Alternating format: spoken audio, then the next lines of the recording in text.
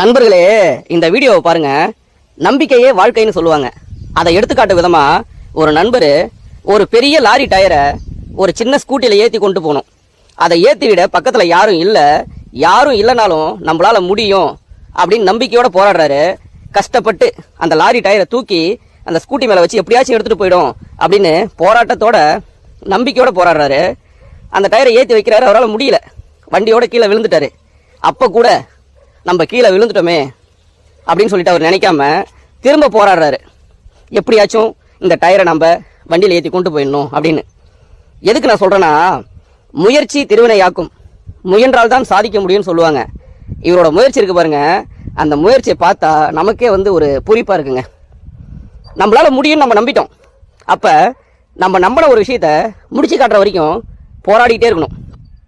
எத்தனை முறை கீழே விழுந்தாலும் நாம் நம்பிக்கை வச்ச ஒரு விஷயம் நம்மளால முடியும் நம்ம நம்பிட்டோம். அப்போ அதை முடிச்சு காட்டுற வரைக்கும் போராடிட்டே இருக்கணும். அங்கே பாருங்க, கீழே விழுந்தாரு, மறுபடியும் எழுந்தாரு, நம்மளால முடியும்னு முடிச்சு காமிச்சிட்டாரு.